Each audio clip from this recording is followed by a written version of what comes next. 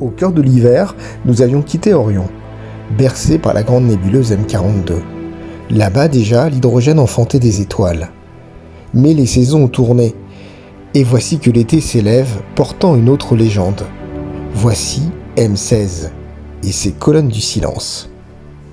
Elle s'élève muette dans l'éclat du vide, colonne d'ombre et de lumière, figée dans la naissance.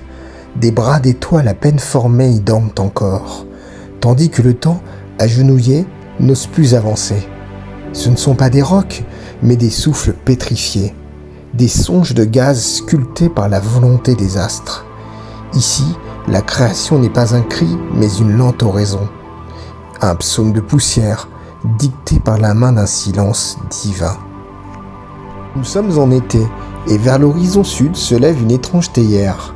C'est le Sagittaire, archer mythique pointé vers le cœur de la Voie lactée. Au-dessus de son bec s'élève une vapeur d'étoiles.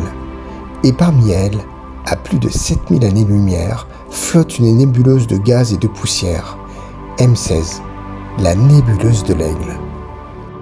À l'oculaire de mon Dobson 250, je ne perçois qu'un amas diffus, sans détail net. Et pourtant, là, dans ce silence profond, se dressent d'immenses colonnes de poussière. Invisibles aux petits instruments, elles peuvent parfois se révéler, ténues mais présentes, dans un télescope de 400 mm équipé de filtres spécifiques. Vous observez alors ce que Hubble a révélé en 1995, mais que l'œil humain ne peut saisir, une forge d'étoiles, une pouponnière céleste. Cette vision vous marquera à jamais, car là où les nuages de gaz s'effondrent sous leur propre gravité, naissent des étoiles fragiles et éternelles.